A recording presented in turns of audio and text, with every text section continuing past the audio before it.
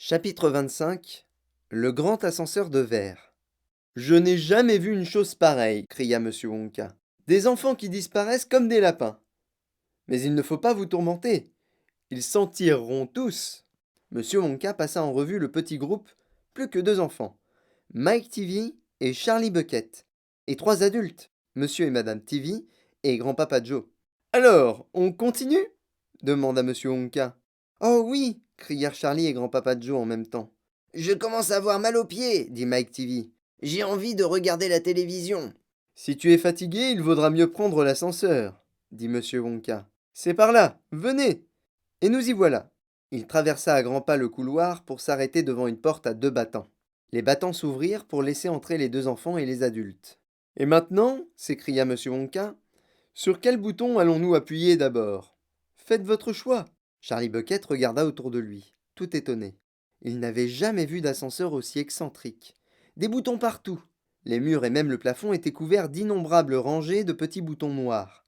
Il y en avait bien 1000 à chaque paroi, sans parler du plafond. Et soudain, Charlie s'aperçut que chacun de ces boutons était flanqué d'une minuscule étiquette, indiquant la destination. Ce n'est pas un ascenseur ordinaire qui monte et qui descend, annonça fièrement M. Wonka. Cet ascenseur se déplace aussi bien de guingois, en avant et en arrière, dans tous les sens en somme. Il dessert toutes les pièces de ma chocolaterie, sans exception. Vous n'avez qu'à appuyer sur un bouton et... Zing! Vous partez. Fantastique! Murmura grand-papa Joe. Devant les innombrables rangées de boutons, ses yeux brillaient d'enthousiasme. L'ascenseur est tout entier de verre blanc très épais, déclara M. Wonka. Les parois, les portes, le sol, le plafond, tout est transparent, tout est panoramique. Vous pouvez tout voir, dans tous les sens. Mais il n'y a rien à voir, dit Mike TV. Choisis un bouton, dit M. Wonka. Chaque enfant a droit à un bouton. Faites votre choix. Vite! Dans chaque salle vous attend quelque chose de merveilleux, de délicieux.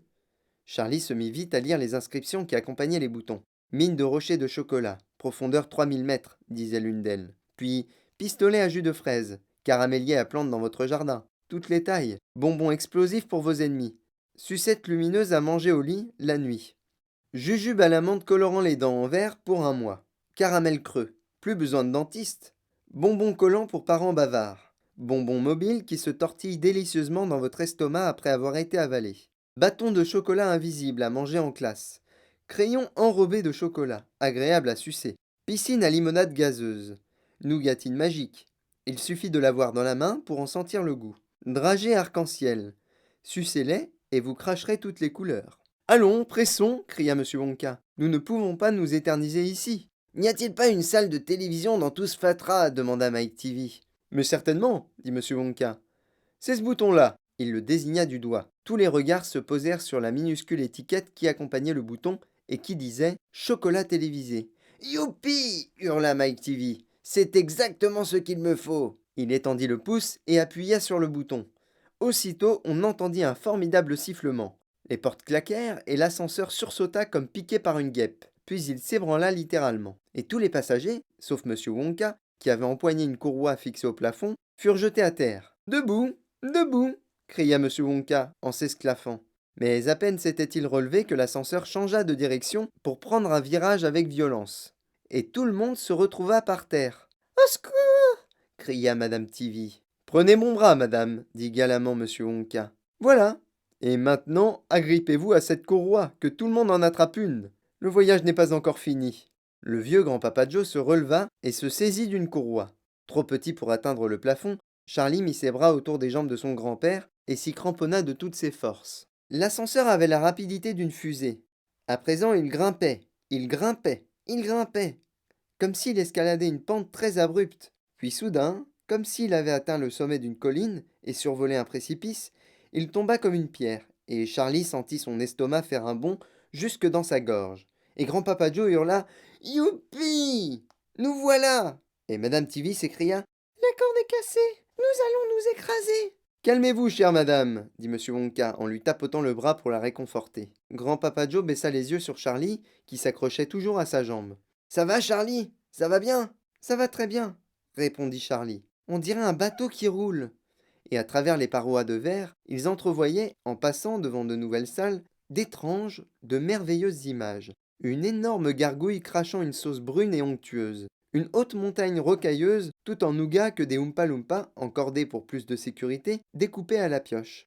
Une sorte de bombe qui vaporisait de la poudre blanche, on eût dit une tempête de neige. Un lac de crème chaude au caramel qui fumait. Un village d'Oompa Loompa avec de minuscules maisons et des rues où jouaient des centaines de tout petits Oompa Loompa qui ne mesuraient pas plus de 20 centimètres. Puis l'ascenseur se redressa, on eût dit qu'il volait plus vite que jamais. À mesure qu'ils avançaient, Charlie pouvait entendre hurler le vent. L'ascenseur fonçait en se tortillant, et il tourna.